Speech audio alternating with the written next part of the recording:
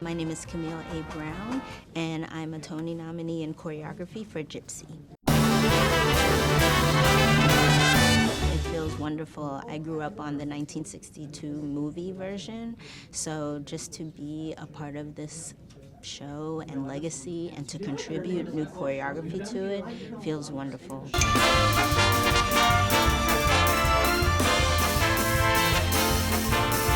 Well, this is my 4th revival, so I knew immediately that I had to get the noise out of my head and not worry about disappointing people or what people should expect. It was really about what is my perspective and how can I contribute to this legacy. So that was my initial approach to the material. Whatever we do, we're gonna go through it together. We're working with Not go far, some of the most sure brilliant artists in the business, and to collaborate with them and to be in dialogue and to observe just really felt like a special moment that I really could cherish.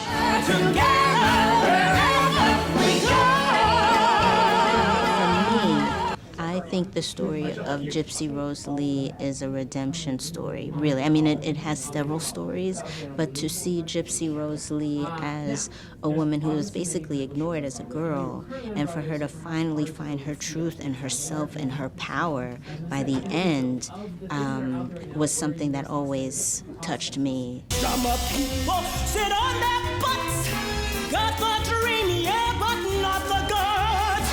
To cast this with Black actors was done on purpose. And so to have 2 Black women in this time of segregation, of oppression, really stand there and command the audience, not just with their voice, but with their bodies, reclaiming the space.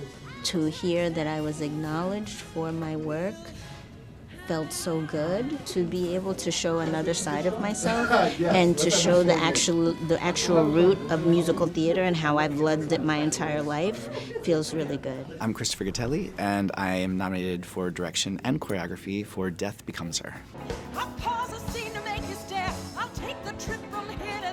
We were trying so many different options, and then I realized, like, one day I was like, we can't do that.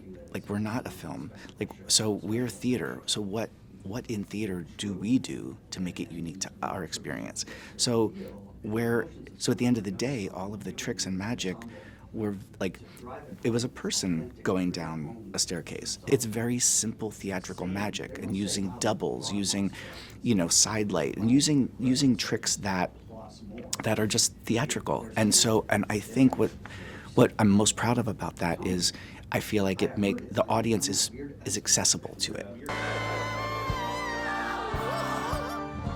That was such an amazing combination of the choreography, the light, the sound. I'm so proud of that moment because the whole show I'm proud of in that it was such a collaboration. Like, the whole team was just, everyone was like, their heart was in it, and we were all just really on, like, moving towards that same kind of target. And this moment was the trickiest because I knew people who knew the film were waiting for it. Mm-hmm. And they're like, how are they going to do that? Knowing I had Warren in the cast, he was a trained Olympic gymnast. Like, his name Warren Yang. So yeah, and which was total coincidence. I didn't hire him for that reason. So I literally was scrolling on Instagram, checking in on friends or whatnot, and he did a challenge over the pandemic where he did a handstand challenge where he was on his hands and he changed his clothes, like, for 3 minutes or something. And I was like, and then literally a light bulb went off, and I texted him right away. I was like, I have a crazy idea for you. Would you consider doing a pommel horse vault routine down a staircase in heels? And he was like, you know me, I'll do anything. He's not connected to anything. He's doing that absolutely free fall without a wire. And the most exciting part is when he lands, that person stands back up.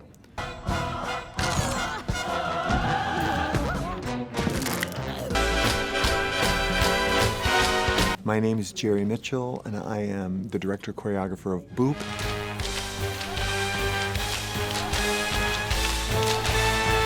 I had to do a lot lot of research about Betty Boop, and one of the things that I discovered was in the 30s, all of these black and white shorts, well, that's where she was a big star. But I knew Betty Boop as a girl in a red dress on the back of a Harley Davidson jacket. So I thought, how do I make those two worlds come together? The first song, A Little Versatility, I wanted to make sure the audience knew that she was the star of her world. So I wanted to do a big 1930s Busby Berkeley tap routine with all of the moving parts and pieces, but everything had to be in black and white. So we delivered that, and by the end of that number, the audience went crazy in Chicago. And I said, okay, we got that one right.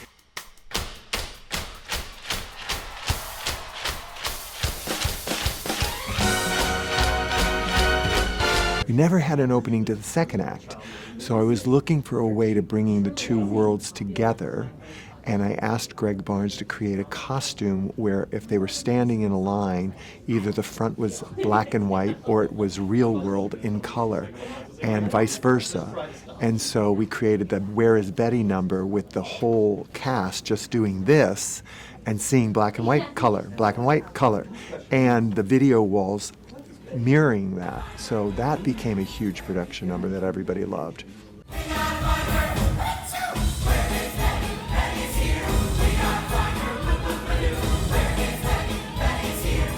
And this show demands dancing. It wants you to sing, it wants you to dance. It's that kind of musical. And I wanted to pay homage to that kind of musical. So I created that number between Chicago and New York.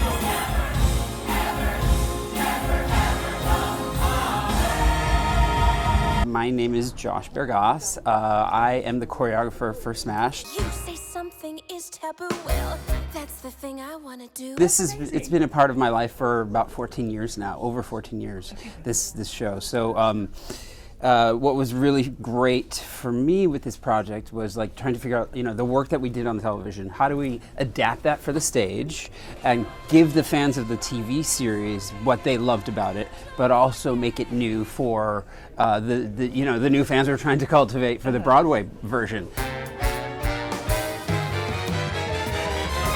I think the most challenging part, at least for me, was trying to figure out, when you do it for television, when you create a number, a production number for television, the camera does so much work for you, and it tells the audience exactly what they need to look at, because those are the shots you use. But when you take that and you put it on stage, you don't have that tool, so you have to think of it's stagecraft. You have to make sure the audience knows where to look and what story to follow, what characters to follow within a giant production number, and while still making it fun and beautiful and exciting. Take special care. Take care. So finally, when they said, "Oh, I think we're doing it," and I was like, "Well, let's see."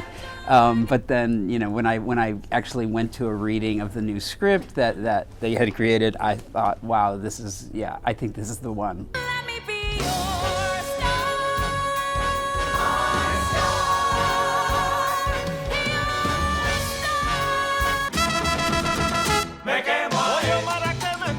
Dance is so omnipresent in Cuba as a place.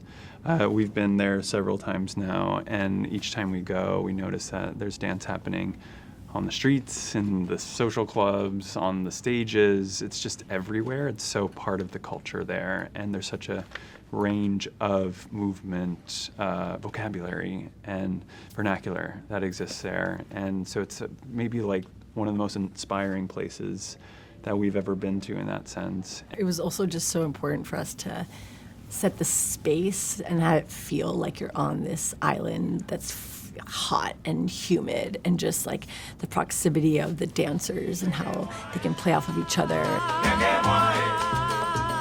We spent a lot of time working on how it could look very social and very easy and very improvisational, even though there's a lot of form and structure to it. But I feel like all for the purpose of creating this story and welcoming and inviting the audience in to imagine what it would have felt like to hear this music and dance on this in this space with each other. It's a hard show to cast for because of the range of movement in it, and also we had to find really great storytellers as well, and there's a few in there that we've built relationships with over the years. A couple of them who are actually cast members from the West Side Story film that we worked on. Many of them like never dreamt or even thought it possible to be able to go on stage and play themselves in this sort of space and to be challenged by their dancing, but also just bring their roots, their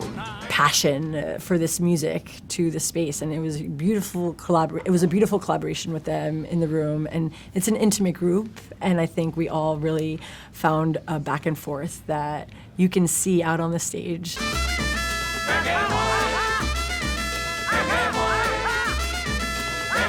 I'm so proud of our show, but I'm also so proud of how much everyone in the cast loves what they're doing night after night. I mean, I do think one of the things we are so proud of and want to acknowledge is that this is the first Broadway musical where all of the music is sung in Spanish, and that feels like a big deal.